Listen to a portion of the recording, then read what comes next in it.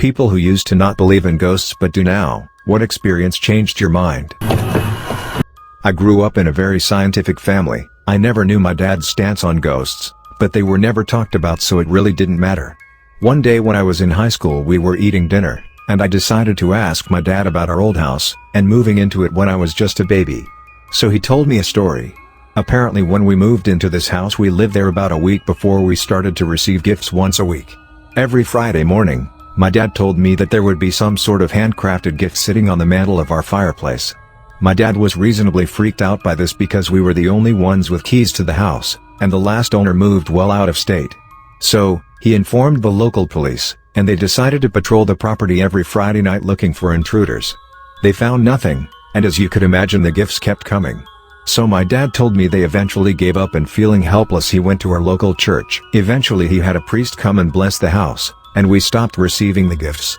What really freaked me out about this was the fact that my dad never believed in ghosts, and didn't mention once that a ghost was causing these gifts to appear.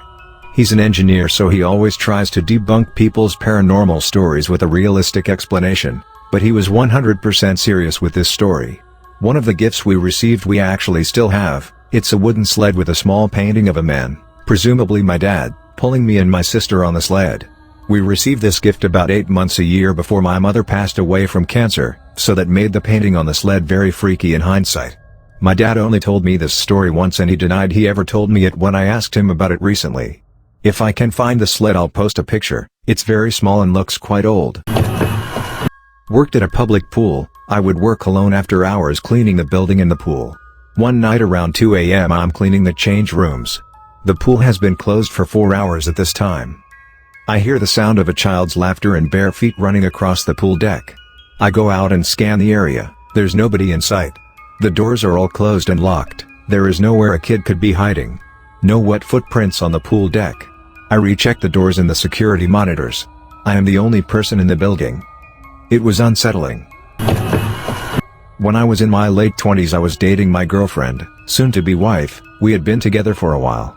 One summer, July 3rd, her sister was abducted and killed by a group of 6 men. All the men were eventually caught and tried. The trials and the aftermath for the family were devastating and debilitating for them for many, many years.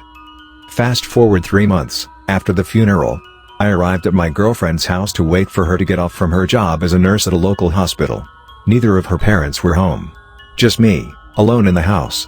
So I went into the family room, turned on the TV, sat down in the couch, got comfortable and began to watch. Clear as a bell, I heard my girlfriend's sister's voice in my right ear, just off my shoulder, call my name. I turned to look at the seat next to me, and of course there was nobody there. I stared at the spot in the couch next to me for a long while. Feeling a bit uneasy, I turned off the TV and went outside to wait on the porch. When I was about 10 to 14, I had terrible insomnia. I would imagine things and felt incredibly unsafe, as though I was being watched, although I never admitted this to anyone. I began only sleeping on the couch, with my back against the wall, and had to have the TV or some sort of light on. I missed an immense amount of school because of this, so my mom had me see a neurologist. The neurologist diagnosed me with some things, but the crazy part was during my sleep study I slept amazingly well, no issues at all, and slept in the real bed. Eventually I got transferred to a children's hospital, and speaking to the doctor I explained I would see things and felt uncomfortable. They had thought I was experiencing sleep paralysis. When they told my mom, she went ghost white. She pulled me aside and explained she was experiencing things, too.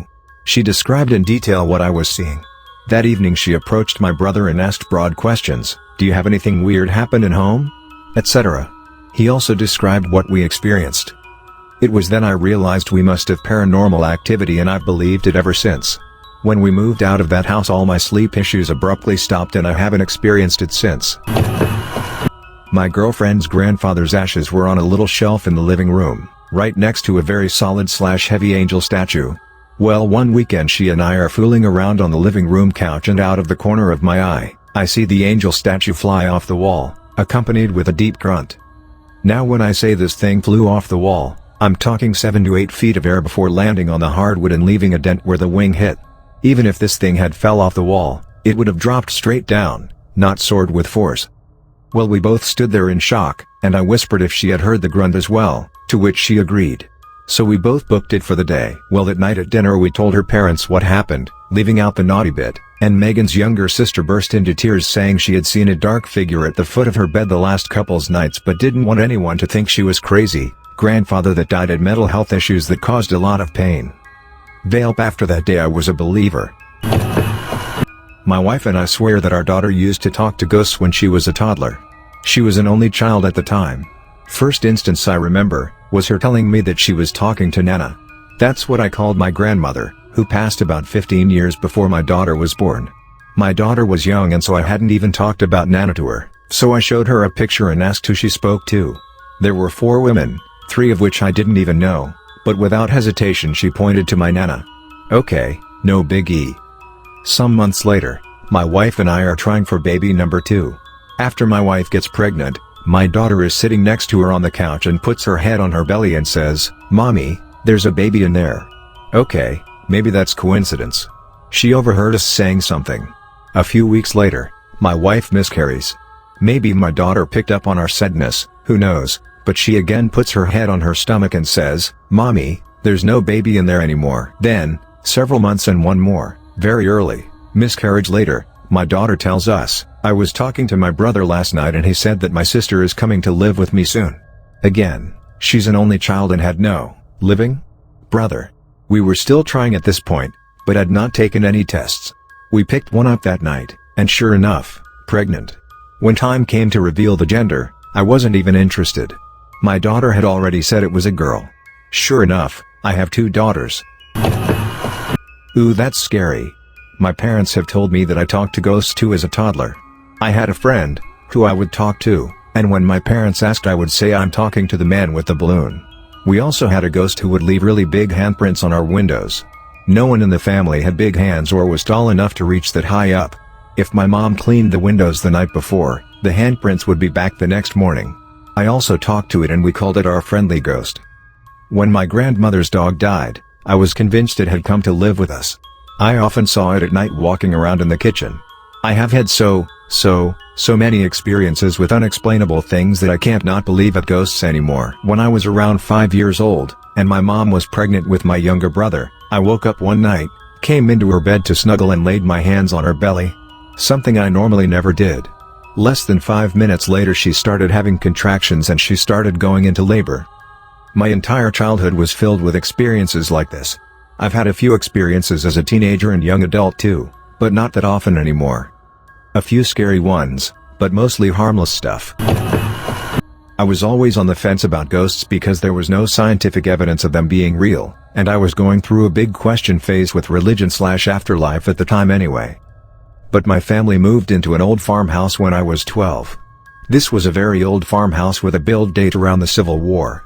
The original owner's name was still on the old barn out back and we found numerous old antiques built into the walls when we completely renovated the place. A few odd and end things happened after we first moved in, but distinct things started happening to myself after I turned 16. But never to my sister until after she turned 16 too. The most prominent memory I have. The upstairs consisted of 2 bedrooms. One bedroom was the room at the top of the stairs, the second bedroom was in a separate room just to the left of the top of the stairs. I had the private room and my sister's room was the landing. When someone walked up the stairs it was very distinct.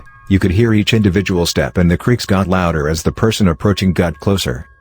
So one night I am sitting on my bed watching TV or something and I hear my sister come up the steps and go lay on her bed, so I start talking to her. When she doesn't answer me I get annoyed and go into her room to figure out what her problem is, only she is not in there. My mind was blown because I know I heard her. I call for her and she had been downstairs the entire time. We never felt threatened. But it did seem that this sanity like picking only on women. Even my mother, who absolutely doesn't believe in ghosts, had to admit some odd things had happened. I think the funniest thing was having my ponytail pulled while I was doing the dishes. I don't know why it was so funny. It just cracked me up that whatever it was felt like playing with my hair. So my grandma used to live with me. She was in the room next to mine and would get up in the middle of the night to use the bathroom, which is in my room. There is drop from her room to mine, so we put a night light outside the bathroom so she could see the way. It was like this for about 12 years. Only a few days after she had passed away I was in my bed with my cat and dog reading a book or something. I remember my cat and dog both waking up and looking to the night light. My cat got up and went to the light, pawing at it and making nosies. My dog just stayed still, not barking. I would grab him so he would calm down or go to sleep, but he never took his eyes off that spot. That's when I saw what I can only say looked like light bend around the night light. I was positive it was my grandma coming back to use the bathroom and or check on me in the house. To this day, she died about 5 years ago. I still have that night light there and turn it on every night for her. I haven't seen her or experienced anything like it again, but I'm sure she's still around. Edit. Last night, a little past midnight, I wrote her a letter. I then left a sticky note behind it and thumbtacked it to the wall right under the night light. I regret to inform that nothing happened, though I did feel that good kind of bad when writing it. I leave on vacation for 2 weeks tomorrow, so I'm going to leave the note one last night for her. We'll see what happens then. Ooh, I have a story. So in high school, I worked kids' birthday parties. The place was basically a giant gym, and gymnastics/dance classes were also held there. One day, I came in, and one of the girls I worked with, who was very spiritual and very religious, was totally freaked out. During the gymnastics class she taught that morning, one of the kids was staring up at the ceiling. When she asked the kid what he was doing, he said, "There's a little boy up there," and pointed at the ceiling. Strange enough, but whatever. Kids are weird. Later, 2 girls who were working a birthday party before mine came out of the gym and were visibly shaken. A pair of 5-year-old twins went down a slide and then stared at the ceiling.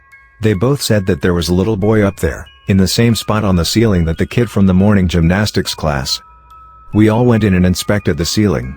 Of course, it was just a regular, gray, warehouse-Y ceiling. But we were all super freaked out at that point. During my party, I was pushing a little boy on the giant swing we had in the gym. He, too, began to stare at the ceiling. He said directly to my face, "Hey, there's a little boy up there." We told all of our co-workers and managers about the 3 separate experiences we had today with children from different parties and classes seeing a little boy on the ceiling. The next day, we had downtime between parties, and nobody was in the gym. There are cameras in the gym that allow parents to see their children playing from the lobby. My manager called us out of the break room. "Guys, check this out." We come out and see the screen, which is streaming from the gym, showing that giant swing going back and forth. Nobody's in there. It's just the swing going. I like to think that the ghost was truly a little boy who just wanted to play, and he finally got to go on the swing. Could be worse. My aunt used to live above a convenience store. It was a duplex and had a mudroom that connected the front doors to each apartment. The other apartment was empty and unlocked, so my cousins and I would hang out in there. One night we are playing hide and seek in the empty apartment. My cousin and I are running from the seeker and the hallway door slams shut in front of us. We freak out and end the game because we are too scared. We tell our parents, and my aunt happens to have a night vision baby camera. She sets it up in the living room of the empty apartment and we can all see it on the TV in her house. We are watching it for about 10 minutes, dust is flying everywhere and nothing is happening.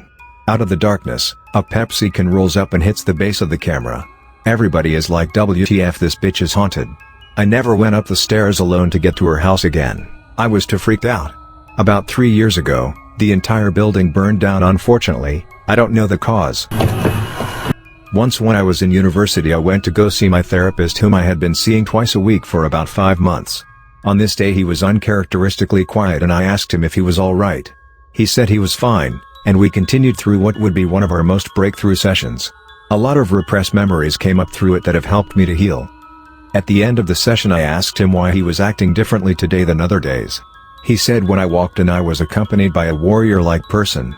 He said he had the overwhelming feeling to perform as best he professionally could that day, and that he got the sense this warrior had fought a lot of battles to protect me. This would seem coincidental, except for 10 years later I was living on the other side of the world.